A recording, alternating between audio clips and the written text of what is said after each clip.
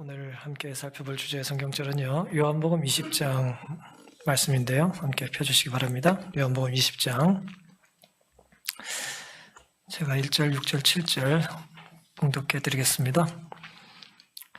안식 후 첫날 이른 아침 아직 어두울 때에 막달라 마리아가 무덤에 와서 돌이 무덤에서 옮겨간 것을 보고 시몬 베드로도 따라와서 무덤에 들어가 보니 세마포가 놓였고 또 머리를 쌌던 수건은 세마포와 함께 놓이지 않고 딴 곳에 개켜 있더라. 예수님이 이제 부활하신 이제 일요일 새벽에 있었던 일인데요. 금요일 오후에 돌아가셨죠. 십자가에 달려 돌아가시고 안식일을 무덤에서 보내시고 일요일 새벽에 부활을 하셨는데요.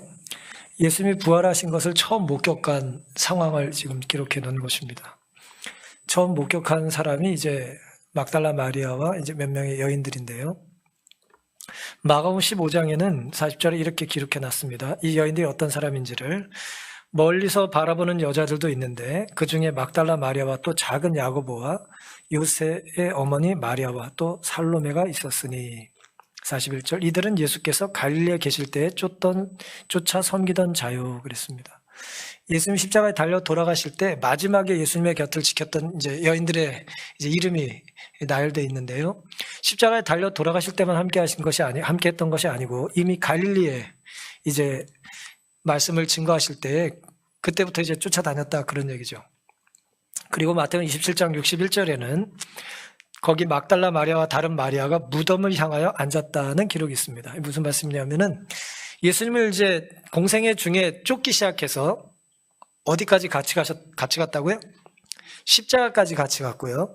십자가에 돌아가신 예수님을 이제 등지고 그냥 간 게 아니라 그 예수님이 무덤에 들어가실 때까지 목격했다는 거예요. 이 여인들이 그랬다는 것입니다. 제자들은 어떻게 했는데요? 제자들은 다 도망갔는데 여인들이 충실하게 의리 있게 죽음을 두려워하지 않고 예수님의 마지막을 끝까지 이제 목격했다는 것입니다. 사랑한다는 것은 함께 시간을 보내는 거죠. 그렇죠? 어쩌다 시간 날 때 보는 건 많이 사랑하는 건 아닙니다. 조금 사랑하는 거예요. 많이 사랑하면 시간을 어떻게 합니까? 시간을 함께 하기 위해서 일부러 시간을 내죠. 그렇죠? 잠자는 시간이 아까운 거죠. 예. 잠 안 자고 이제 이야기 하잖아요. 다른 무슨 일이 있어도 사랑하는 사람을 우리는 최우선순위에 두게 마련입니다. 그리고 우선순위라는 것은 많은 경우에 시간과 공간을 가지고 드러나게 돼 있어요.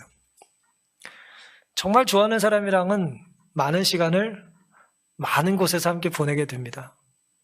좋아하는데 한 번도 만나지 않고 함께 한 곳이 한 군데도 없으면 그건 거짓말이에요. 마지막까지 주님을 따른 사람들이 놀랍게도 오늘 본문의 주제 성경절에 의하면 가장 먼저 주님을 찾아왔다는 것이죠. 누가 예수님의 빈 무덤을 가장 먼저 목격했냐라고 하는 질문은 아이러니하게도 누가 마지막까지 주님을 지켜봤냐라고 하는 질문과 같은 질문이에요. 어쩌다가 예수님을 만난 게 아닙니다. 예수님의 무덤에 온 것이 아니에요.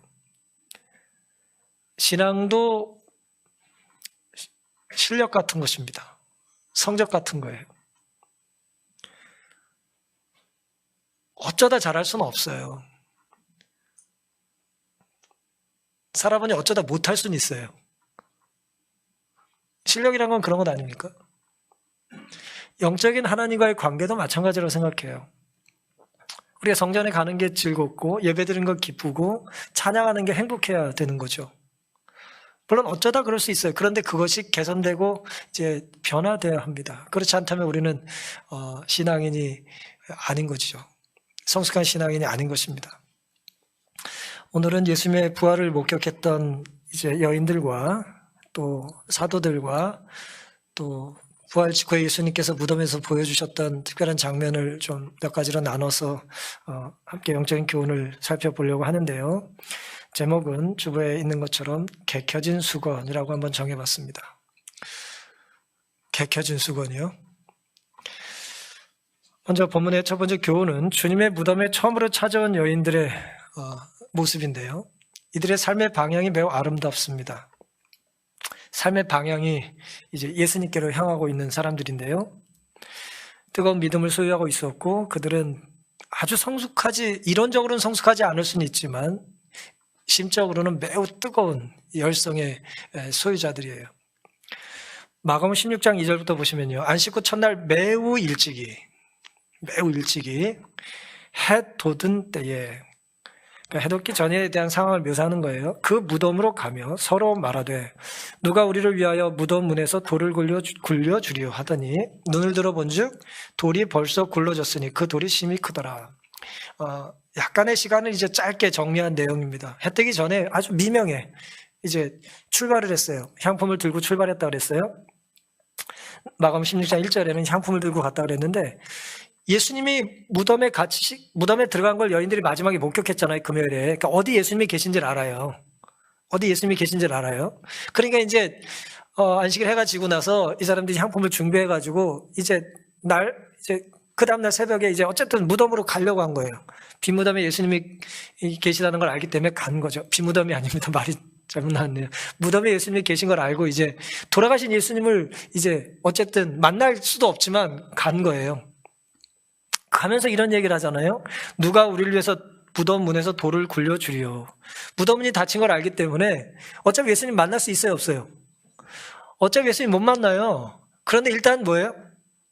출발하는 거예요. 사랑하면 이래요.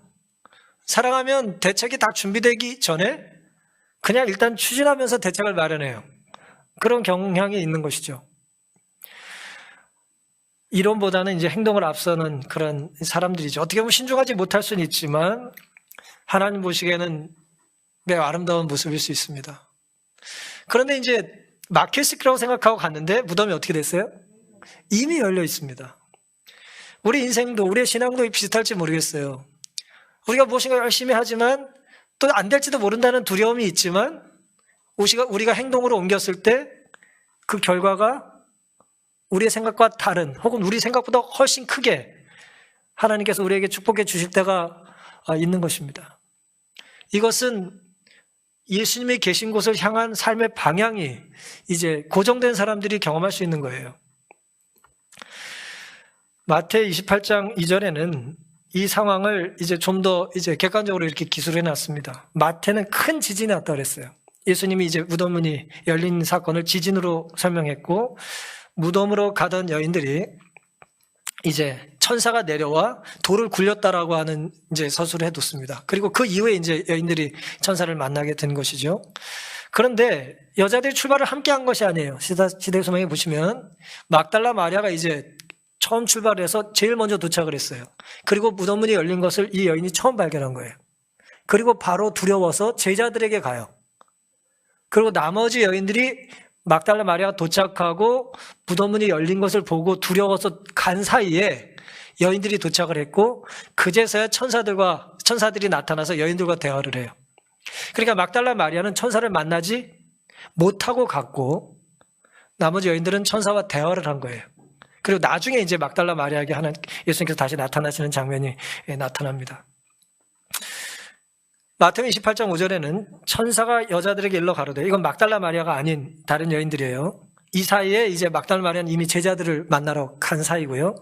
천사가 여자들에게 일러 가로되 너희는 무서워 말라. 십자가에 못 박히신 예수를 너희가 찾는 줄을 내가 아노라. 그가 여기 계시지 않고 그의 말씀하시던 대로 살아나셨느니라. 와서 그의 누우셨던 곳을 보라 그랬습니다. 이 상황에 이러고 있을 동안에 막달라 마리아는 이제 제자들에게 찾아갑니다. 그 새벽에. 그리고 요한복음 20장 2절에 보면 시몬 베드로와 예수의 사랑하시던 그 다른 제자에게 달려가 말했다 그랬어요. 예수의 사랑하시던 제자가 누굽니까?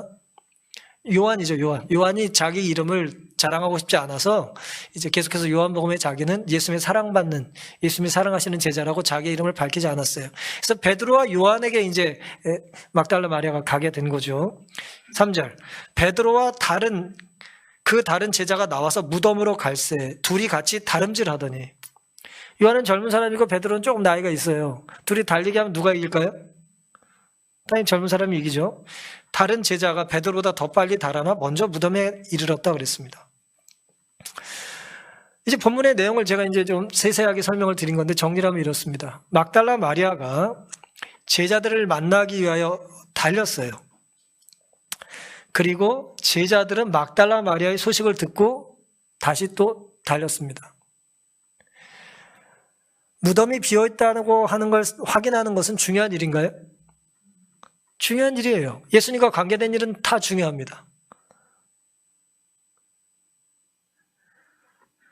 사랑하는 성도 여러분, 최근에 언제 좀 달려보셨습니까? 뭐 이상한 문화가 있는 것 같아요. 뭐 방송 같은 데 보면 뭐 술 먹는 사람들이 뭐 달려 막 그러는 것 같아요. 뭘 달리자는지 모르겠는데. 언제 달려보셨어요, 여러분? 최근에 달려보신 게 언제예요? 기억 잘 안 나시죠? 저도 기억이 잘 안 나더라고요. 뛸 일이 없어요. 최근에 별로 뛸 일이 없어요. 예. 제가 가끔 이제 산에 가면 기운이 남아 돌면 뛰긴 뛰는데, 뭐 별로 없어요, 이렇게 뛸 일이. 건강을 위해 뛰는 사람 많죠? 그렇죠? 우리 주변에 건강을 위해서 뛰는 사람 많아요.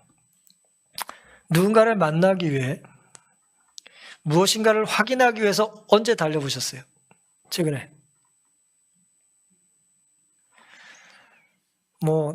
뭔가를 확인하기 위해서 요즘은 자동차 속도를 높이죠. 빨리 뛰지 않고 빨리 운전하잖아요.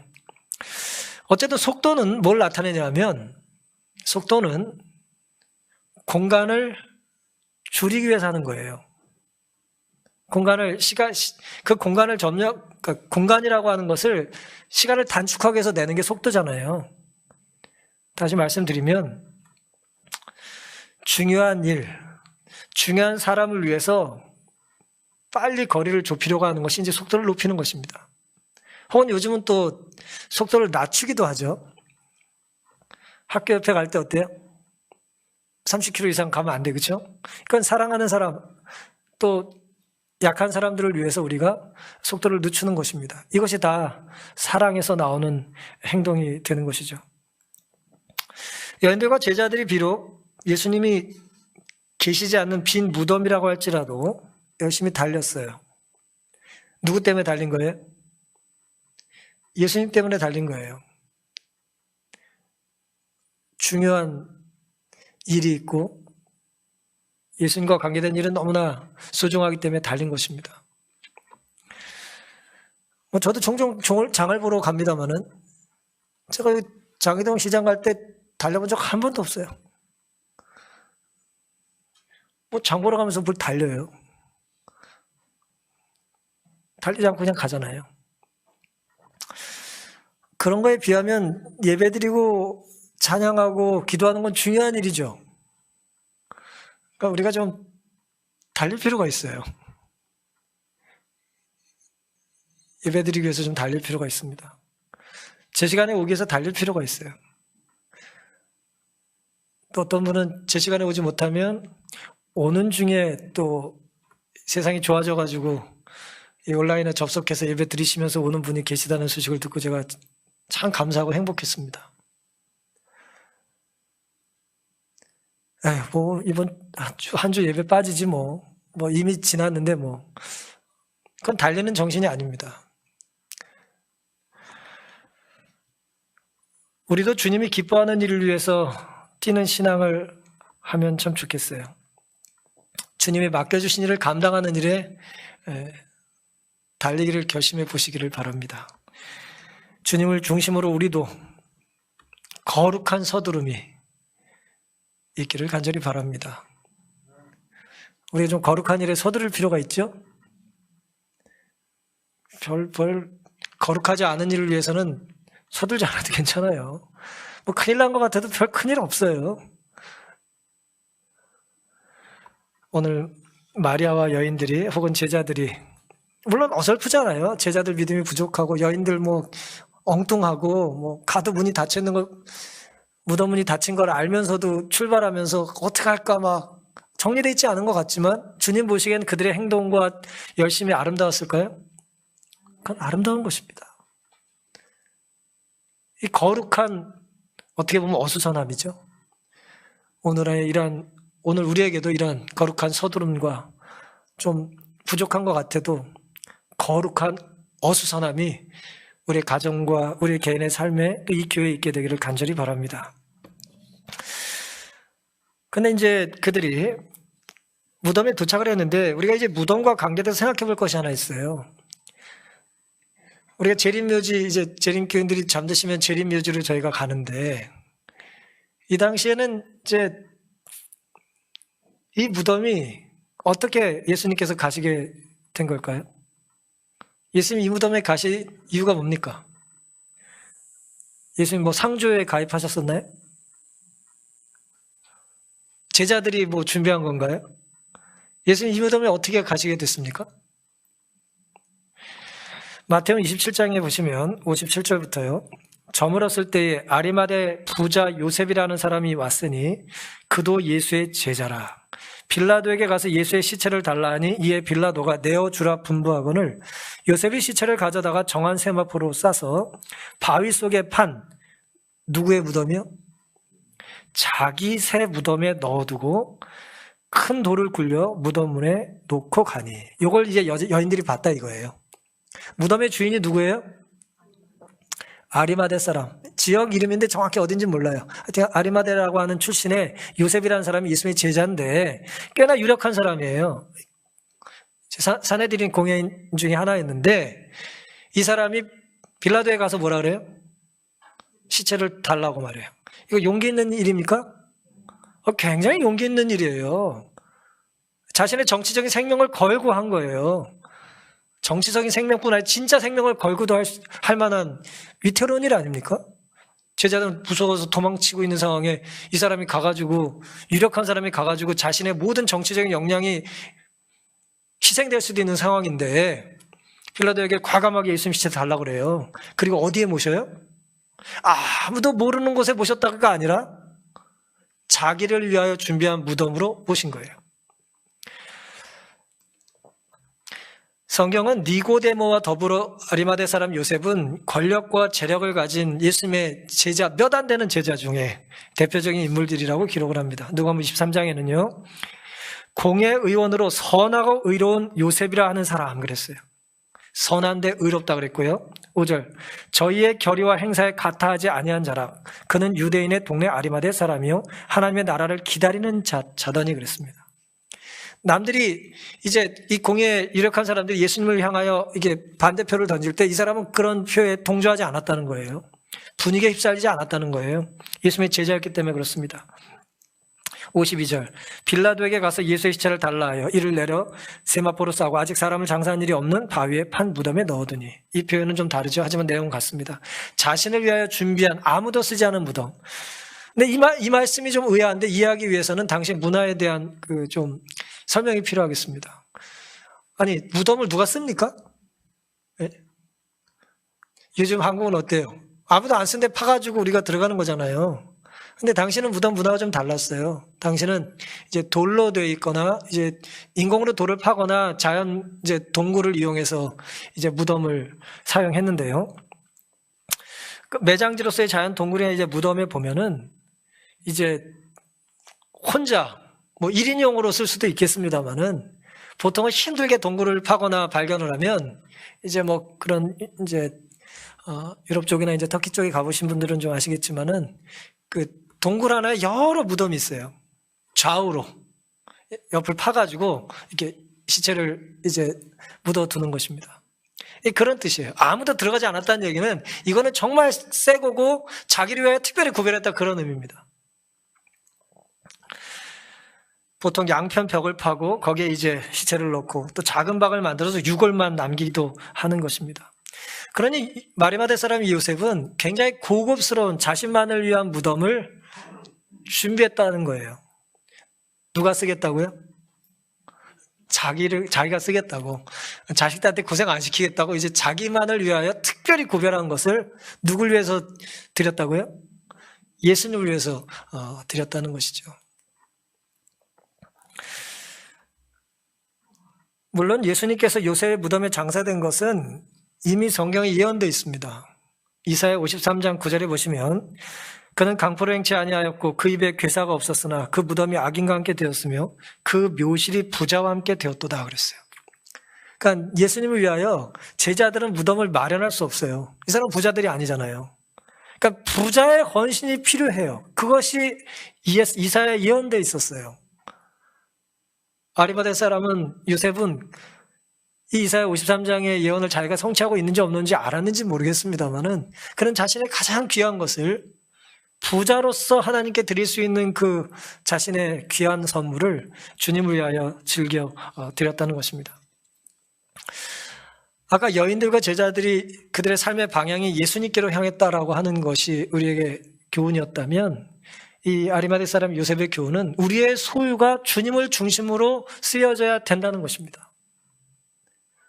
나를 위한 준비한 것이라 할지라도 내가 쓰기 위해 오랫동안 마련한 것이라 할지라도 주님을 위해서라면 필요할 때 그것을 뭐 할 수 있어야 돼요? 드릴 수 있는 것이 참된 신앙인의 도리라고 하는 것입니다. 사랑하는 성도 여러분, 주님은 구유에서 태어나셨어요? 그렇죠? 구유에서 태어나신 분 계세요? 태어나 보니까 뭐 말 밥통이야. 그런 분 계십니까? 예수님 구유에서 태어나셨어요. 아무도 받아주지 않았잖아요. 그렇죠? 여관에서 받아주지 않아가지고 그냥 짐승 밥통에서 태어나셨어요. 돌아가실 때는 어떻게 돌아가셨어요? 십자가에서 돌아가시고 어디서 누우셨어요? 요셉의 무덤에 빌려서 쉬신 것입니다. 남의 무덤을 빌리셔야 했던 거죠. 인간을 구원하시기 위해서 피투성이 인간으로 오셨던 주님께서는 피투성이가 되어 돌아가시고 우리를 구원해 주셨습니다. 주님은 주님의 생명을 죄인들을 구원하시기 위한 죄값으로 지불하셨어요. 모든 죄인들이 구원받아 하늘 영생을 소망할 수 있는 근거가 여기에 있습니다. 예수님이 그 죄값을 뭐 하셨어요? 치르셨어요. 두려워하거나 쭈삣쭈삣할 필요가 없어요. 눈치 볼 필요가 없어요. 이미 지불된 거예요. 옷을 사고 싶은데 돈이 모자란 게 아니에요. 먹고 싶은데 돈이 모자란 게 아니에요. 이미 지불이 된 거예요. 요셉은 추상적인 하늘만 기다린 것이 아니라 주님께 자신을 드리면서 하나님을 기다렸습니다. 하나님이 오시면 드리겠다는 게 아니라 드리면서 하나님을 맞을 준비를 했어요. 빌라도에게 주님의 시체를 달라고 요구했을 때 그는 세상 사람들 보기에는 큰 희생과 손해를 감수한 그런 용기의 사람이었습니다. 여러분, 예수님 십자가 달려 돌아가셨을 때 한번 상상해 보세요. 옆구리가 어떻게 됐습니까?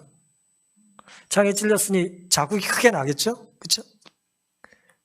피가 났을 테니까 자국이 나고 흉터가 있고 이제 그게 굳고 했겠죠? 그 다음에 손과 발은 어때요? 못이 관통을 했습니다. 그리고 머리는 어떻습니까? 가시에 짓눌려서 또 관자놀이를 찌르고 피가 나고 이제 머리 벗겨지고 채찍 자국이 온몸에 가득했을 것입니다. 그런데 아리마대 사람 요셉은 세마포로 예수의 몸을 감쌌다 그랬어요. 여러분, 세마포는 귀한 배를 얘기하는 것인데 수위에 적당하죠. 그러니까 그렇죠? 그런데 구약에는 세마포로 뭘 만들었는지 혹시 기억나십니까? 성소 휘장을 만들 때 세마포를 사용했어요. 성막의 휘장의 재료였던 것입니다. 성소를 가릴 때 쓰는 그 천이 세마포였어요. 예수님이 뭐가 되신 거예요? 성소시라는 거예요. 예수님이 계신 곳이 성소예요. 그리고 그때도 예수님의 몸된 성소를 이제 세마포로 둘렀다는 것입니다. 물론 성소는 죄인들의 이 끔찍한 죄들을 가려준다고 하는 의미가 있죠. 감싸주고 가려주는 것입니다. 요한복음 1장 14절에는 그래서 말씀이 육신이 돼서 우리 가운데 거하셨다고 요한이 고백을 했어요. 거하신다라고 하는 말이 이제 텐트 치고 우리와 함께 생활하신다 그런 뜻이에요. 원어로는. 샤칸이라고 하는 말은 그런 뜻입니다. 우리와 함께 생활하는 거예요.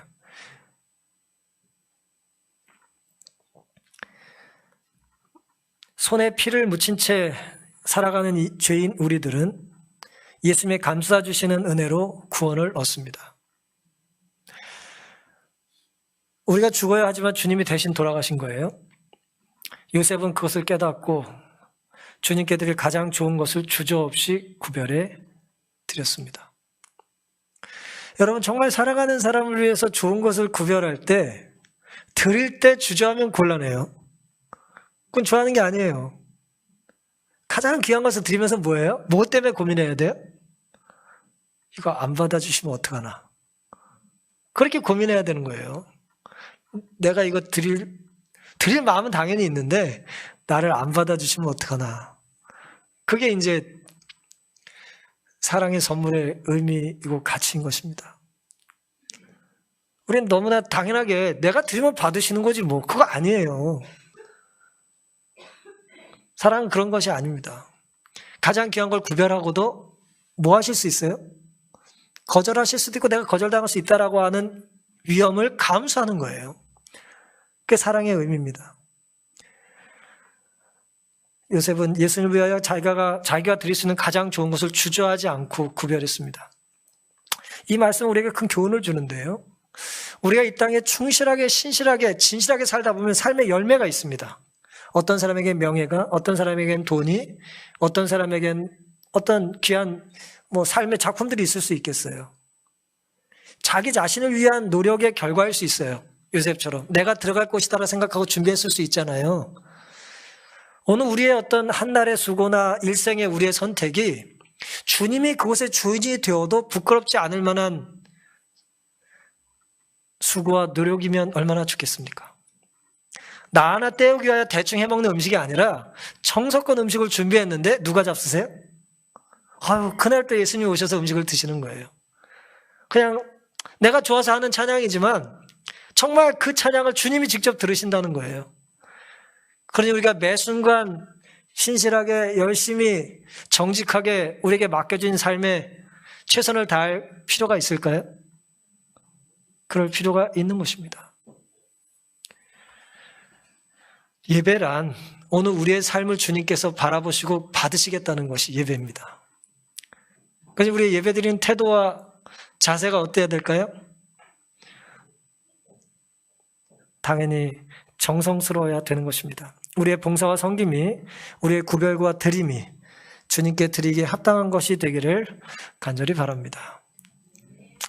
이제 오늘 본문의 제목에 도달을 했습니다.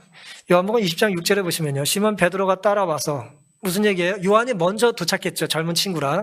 그리고 그 뒤에 이제 헉헉거리고 베드로가 나중에 도착을 한 거예요. 따라와서 무덤에 들어가 보니 요한은 또 근데 겁이 많아가지고 안 들어갔어요. 근데 베드로는 과감하게 확 들어가서 예수님이 무덤에 안 계신 걸 직접 눈으로 가서 확인한 거예요. 세마포가 놓였고, 무슨 얘기예요? 수의가 벗겨져 있다, 그 얘기입니다. 7절, 또 머리를 쌌던 수건은 세마포와 함께 놓이지 않고 딴 곳에 개켜 있더라 그랬어요. 상상해 가세요? 이제 무덤이, 고급스러운 이제 무덤이, 요셉이 무덤을 어떻게 했어요? 길고 평평하게 이제 좀 무덤을 만들었다고 생각을 해보면, 거기 예수님이 누워 계시던 곳이 있고, 한편에서는 수의가 벗겨져 있고, 벗어져 있고, 개져 있고, 또 한편에는 뭐예요? 예수님의 피 흘린 머리를 감쌌던 수건을 이제 개켜 놓으셨다, 그런 얘기입니다. 그때 무덤에 먼저 왔던 그 다른 제자 요한도 들어가 보고 믿었다. 비었네, 예수님이 안 계시네, 그걸 이제 알게 됐다는 거예요. 예수님이 수건을 개키셨다는 것이 무엇이 그렇게 중요할까요? 무덤이 빈 이유는 뭡니까? 예, 맞아요. 예수님 부활하셨기 때문이에요. 그렇죠? 돌아가시면 그 안에 계셔야 되는데 살아계시기 때문에 무덤이 열려 있는 거죠. 그러니 당연히 무덤은 비어 있는 것입니다. 누가복음 24장 5절에는 여자들이 두려워 얼굴을 땅에 대니 두 사람이 이르되 어찌하여 산 자를 죽은 자 가운데서 찾느냐. 여기 계시지 않고 살아나셨다 그랬어요. 예수님 살아 계시다는 거예요. 흔적도 없이 사라지신 주님이 어디 계실까요? 흔적도 없이 예수님 지금 살아 계셔요. 안 계세요. 지금 무덤에 안 계세요. 육신을 쓰고 오셨던 예수님이 돌아가시고 부활하셨는데, 어쨌든 제자들은 지금 부활한 예수님을 만났어요, 못 만났어요? 부활한 예수님을 만나지 못했어요. 천사가 부활하셨다는 이야기를 여자들에게 들려준 거지 아직 못 만난 거잖아요. 그럼 예수님은 안 계시고 뭐만 남아 있어요 지금?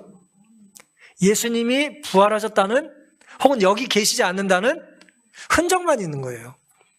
흔적 쫓아보세요. 흔적. 예, 착하십니다. 예수님이 흔적만 남기고 흔적도 없이 사라지셨어요. 말장난 같지만 잘 주목해 보세요. 제자들은 수위와 수건을 보았을 뿐 저희 주님을 찾지 못했다. 그러나 여기에도 그분이 살아나셨다는 뭐가 있다? 증거가 있어요. 안 계신데 계셨다는 증거가 있는 거예요. 혹은 부활하셨다는 증거가 있다는 거예요.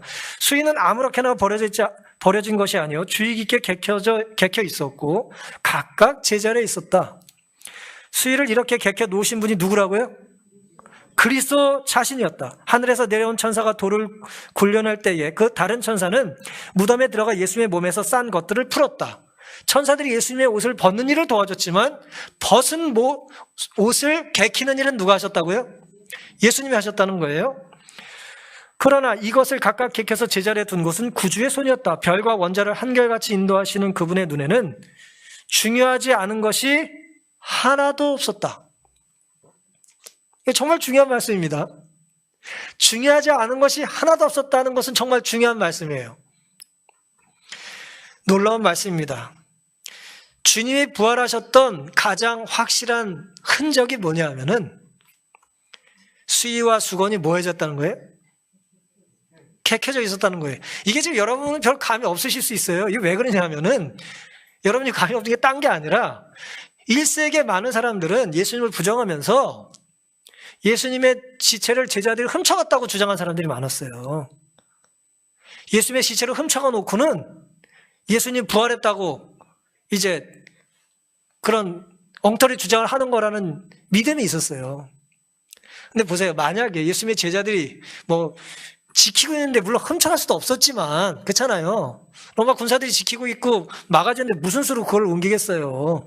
하지만 양보해가지고 그렇다 치자고 해도 혹시 도둑 맞아보신 분 계세요?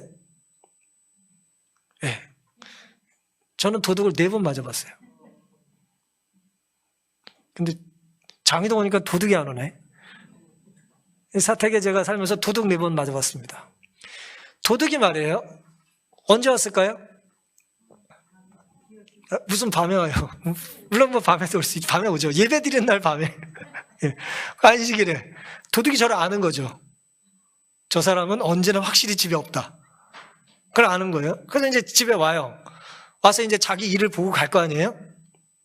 저희 집 아이들은 그래서 돌반지가 하나도 없어요. 다 도둑이 가져갔어요. 네. 도둑이 회개하고 좀 잘 살면 좋겠어요. 제가 4번 도둑을 맞으면서 경험했던 특징이 하나 있습니다. 그건 뭐냐면 도둑이 왔다 간 흔적은 분명해요. 누가 봐도 여기 도둑놈 왔다 갔네. 알 수 있을까요? 알 수 있어요. 집안이 난장판이에요. 서랍이나 서랍은 다 뒤집어 있고 옷들은 다 팽개쳐져 있어요. 뭘 찾은 거예요? 돈 될 만한 걸 찾은 거예요. 사람은요, 흔적을 남깁니다. 흔적을 남겨요. 흔적도 없이 사라진 사람도 그게 흔적이에요. 이 사람은 흔적을 남기지 않는 흔적을 남겼다는 게 흔적이 되는 거예요. 예수님은 어떤 흔적을 남기셨나? 수의와 수건을 캐켜 놓으셨다는 것이 예수님이라는 가장 확실한 증거가 된 겁니다. 도둑들이 언제 그걸 개켜놓고 예수님 모시고 갔겠어요. 그리고 뭘 개키고 가, 몸째 들고 가야지. 말이 안 되잖아요. 그런 의미가 있는 것입니다. 부활하신 아침, 주님의 손으로 주님은 별들을 움직이시고 그 강력한 우주를 통치하시는 분께서 못자국 난 그 손으로 친히 수건을 개키셨다는 거예요. 근데 부활의 증거로는 너무 초라하지 않습니까? 어떻게 생각하세요? 예수님 부활하셨는데 부활하신 증거로 남기신 게 너무 초라하지 않아요? 거기에 무슨 대단한 석탑 같은 게 좀 쌓여있고 그래야 되지 않을까요? 네? 피라미드 같이 뭐가 엄청난 게 생기든지 아니면 금덩어리가라도 엄청난 게 있든지 말이에요. 아니면 20세기 들어서나 간신히 풀을 수 있는 어려운 수학 문제를 좀 벽에다 풀어놓고 가시든지.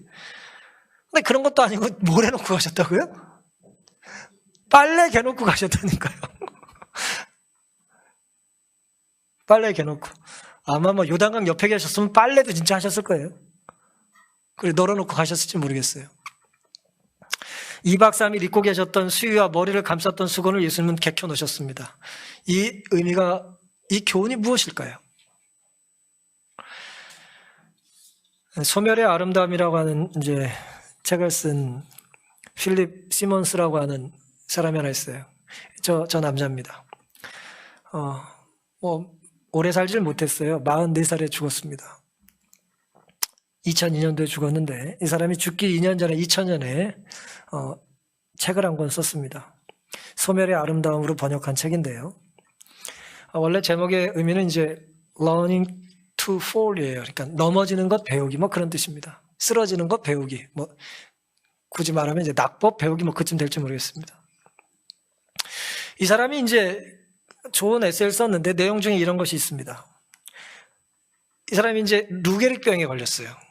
똑똑한 사람인데 영문학 교수인데 건강하고 하이킹을 즐기던 사람인데 30대 중반에 갑자기 몸이 쭈그러드는 거예요. 근육이 쭈그러들어가지고 이제 점점 쭈그러들어서 이제 못 움직이다 죽는 거예요.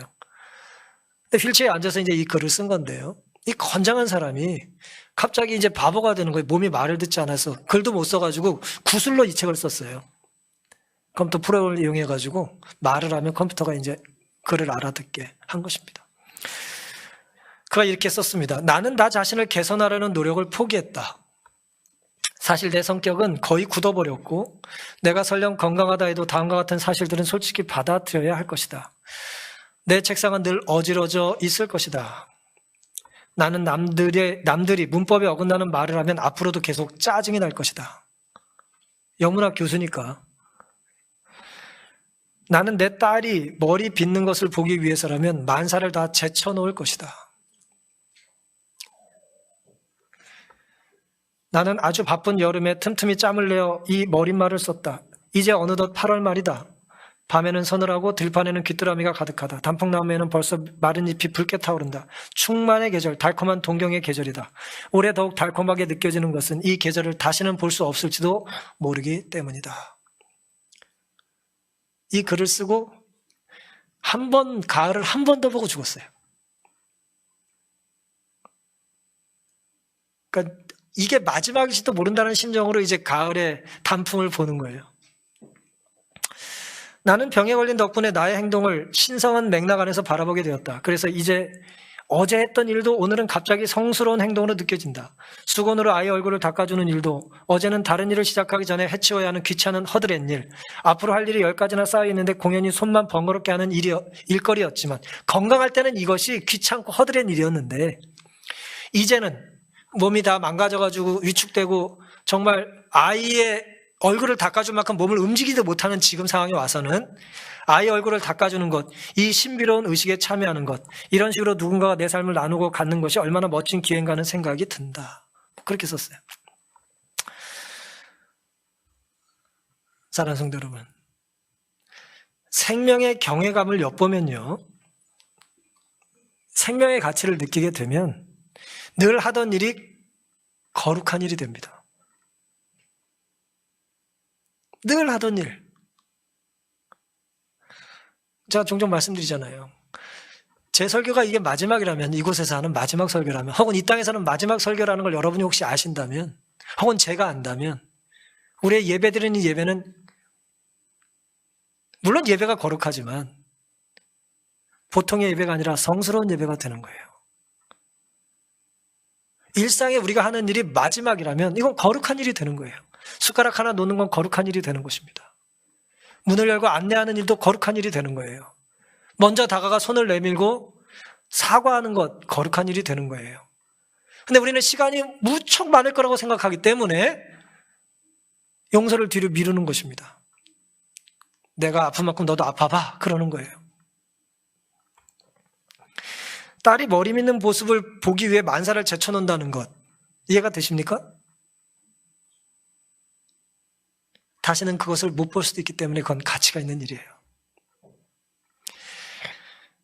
가을 단풍이 달콤했던 것은 마지막 가을이 될 수 있기 때문이고, 일상을 신성의 관점에서 바라보면 우리의 신앙이 얼마나 감사하고 풍요롭게 변하겠습니까? 장인어깨가 갑자기 없어진다면, 오늘 우리가 마지막 예배라면 이 예배를 드리기 위해서 우리는 얼마나 아침부터 서둘겠어요.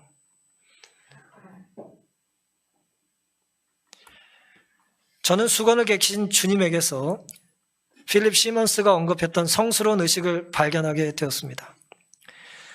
부활하신 주님이 수건을 개키시듯 주님은 구겨지고 망가진 우리의 인생을 부활하신 첫 순간부터 해주시기를 원하셨습니다. 그게 주님이 하셨던 첫 번째 일이에요. 죄에 물들어 쓸모 없어진 걸레 같은 우리의 삶도 주님은 손을 내밀어 붙잡고 펴주시고 개켜주기를 원하시는 것입니다.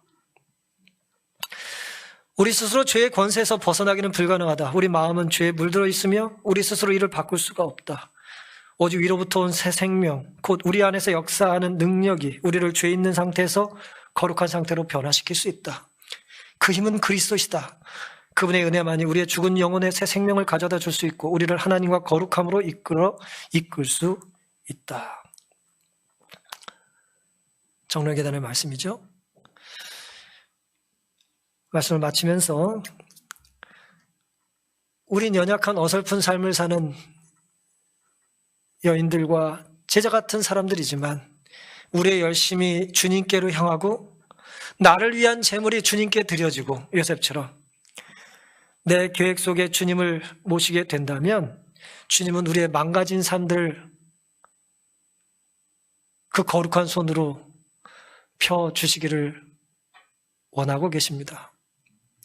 한 주간 우리는 기도주일로 시간을 좀 보냈습니다. 이 안식일, 기도주일을 마치는 이 안식일에 아직 주님께 맡기지 못한 우리 마음에 구겨진 수건이 있다면 주님께 이 날이 가기 전에 내어드리심으로 주님께서 우리를 아름답게 개키시고 주님 마음대로 주님 기뻐하시는 대로 우리를 사용하실 수 있도록 우리를 드리는 오늘과 이 한 주가 될 수 있기를 바라면서 오늘 말씀을 마치겠습니다.